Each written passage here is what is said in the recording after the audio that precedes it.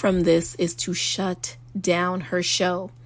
Now, the truth is that she knew what was going on her show, and the buck stops with her. And she can blame every executive under the sun, but Ellen is ultimately the one to blame, or at least that is what the insider is saying about Ellen ending her show in a way that would... Now, listen, I think that there is definitely some weirdness going on and a very, very, very keen connection to politics and pop culture and public figure happenings. Jeffrey Epstein, who was not only a very wealthy man, but a very rich man who had ties to politics as well as ties to Hollywood, could probably manage to sink a lot of boats out here. And I fail to believe that Ellen is at a place where she just wants to, think of it this way, right? You've got Fallon and Ellen both looking to all of a sudden end their shows, right? During the midst of COVID. Now, some shit came out about Fallon, some shit came out about Kimmel, some shit came out about Ellen, some shit came out about Oprah. Like, all of them having some, whether it is their affiliation to Jeffrey Epstein or if it is their own accusations of misconduct and mistreatment or racism on their own personal parts. COVID has been really, really kind of putting down the guillotine on a lot of these girls. Now, I don't know about you, but I'm going to be keeping a close eye on this. Let me ask y'all a question. Is it me, or are the girls really not caring too much about the fact that, Meg the Stallion got shot, y'all? Are we that detached from just one another, by and large, that it doesn't even bother us anymore when people are getting shot, when women are getting shot? What is it? Is it that we don't believe the story? What? Can someone talk to me a little bit about this? Because, not for nothing, but it feels like y'all don't care as much about the fact that Meg got shot. Now, I'm not trying to make up stories. I truly actually have no idea. Maybe it's just because we can't keep focused on any news cycle long enough for it to actually mean something. But I just want to get a clear understanding on how and why we are just casually allowing this Meg Thee Stallion thing to just kind of shift by. It's weird to me, okay? And it's upsetting me and my homegirls. Speaking of my homegirl, Azealia Banks decided to shed her locks in what amounted to a long Instagram ranting that she went on. Now, in the clips, you could see her kind of just shaving off her locks. And to be honest with you, the way that I've been feeling for the past couple of days, if I had any guts, I would not have gotten my hair braided. I probably would have shaved it off. Seriously. That's how I feel right now. I could just be like, oh, you know what? I'm about to come out this COVID and not have no hair at all. And be perfectly fine with it. Not even care. Truly. But she went on to talk about Kanye West. Now, in the clip, Azealia can be heard basically saying that she never wanted to be in a place where she would be sympathetic towards the Kardashians, knowing that they've been nothing but culture vultures. Even lately, seeing that Kylie and her friend Stassi are clearly ripping off the Claremont twins. And if there's one thing that I will not go for, is having these bitches come from my black celebutantes. I want to just take a moment to really celebrate that. Shout out to the Claremont twins. Shout out to Lori Harvey. Shout out to Samaria Leah, which is LL Cool J's daughter. Shout out to, I think her name is Elise Johnson. That is Magic Johnson's daughter. Shout out to all these girls who, like, honestly, I really, like, they are basically influencers. What is Bryson Tiller? Kendra Bailey. Shout out to her.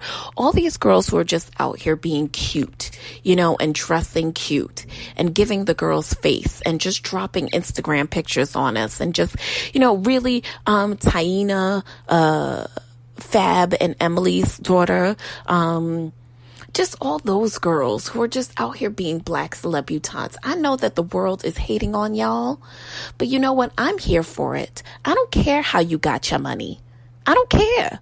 You know, like I don't care what you're out here doing. I'm here for you. I'm here for that, for people being philanthropists to your lives. You know what, girls? You deserve. Justine Skye, all these girls. Now, I know Justine Skye is an artist, but shout out to you for just being fly and just dropping this black flyness out there, okay? But getting back to Azalea and Kanye. So, number one, she talks about how she really never wanted to be living in a world where she would have to feel sorry for a Kardashian, which I understand, though I am a fan, also understand that idea. But to hear Kanye talk about how he wanted to abort his daughter, his living, breathing daughter, and think about how, number one, the mother of this child, like, he just, you know, she goes on to talk about how devastating that has to be to North, who already lives in a world where she goes to school and kids acknowledge the fact that they know that her mom is a reality star and they know that her dad is a rapper. You know, I remember watching one episode and North, who was really young at the time, said, "Yeah, Mom, you are Kim Kardashian." Could you imagine a world where you are referring to your mom as the whoever? And then you have to go to school and defend the fact that, like, your dad is out here talking about how you were going to be aborted. Like, what? And, you know, Azalea just kind of goes into how, you know, Kanye doesn't seem to suffer from bipolar disorder. He seems to suffer from narcissism, and the fact that he also is misogynist, and he also is very egocentric, and he also can't seem to do anything but to be the asshole that he feels is necessary. You know, I want to say this. A lot of brothers who are out here saying that they are fighting the good black fight are not fighting for equality amongst all of us. A lot of the cisgendered black straight men, and even some of the homosexual ones too, but we're not going to get into that right now. A lot of them are not fighting for equality amongst all the people. A lot of them are fighting for their equality to white men. Follow along with me, if you will. Because Azalea later talked about how, you know, Kanye will stop at no lengths to show his hate for black women. You know, Kanye is not the only one who suffers from this. And I just think that it'd be haughty that a lot of you are looking at him, pointing your fingers. Listen, here's what I do know. You know, and I'm not talking about Kanye at this point. I'm just talking. A lot of brothers out here do hate black women. A lot of people out here hate black women. You know, there's like no in between for black women a lot of times. Either you want to skin us and wear us, or you want to wear us out. There's no in between. And a lot of, I think that a lot of behavior from black cisgendered hetero men is fueled by their hate for black women. And they're women by and large, to be honest with you, because a lot of these men just hate women by and large. The real idea of women is that they need to bear our children and put up with all of our shit. And the woman who can kind of stand tallest as the gladiator who put up with the most of our shit and dealt with the most of our anguish is really the most strong woman, honestly. The woman who says the least when we do the most she's the one that we say she's the ride or die. She's the one we celebrate. Any other woman who complains or who steps out of her place is really just a nuisance and a problem. And Azalea likened this for Kanye to him having to be a closeted homosexual. Now, that I don't know to be true, but what I will say is this. I do think that a lot of people have to deal with how they feel about women. A lot of black men specifically, and men in general, because I know that I've come across plenty of white men who either felt one of three ways about me. Either they wanted to fuck me, they wanted to wear me out, or they wanted to skin me and wear me. Okay? And that's for real. So, I don't really know. I was watching, and if you haven't watched this show on Netflix called The Remix featuring Misa Hilton, I forgot her name, but Walker of Walkerware. She said that she was taught a long time ago that men want to do one of three things to you. They want to fuck you, they want to fuck you over, or they want to, what was it? Either they want to fuck you, they want to fuck you over, or they want to fuck with you. I don't know if that's exactly how it is, but for me, I believe that a nigga either wants to wear you thin, or wear you out. Okay? Okay, so either he want to skin you and wear you, either he want to tap dance on your last nerves till you give up, or he just wants to fuck you.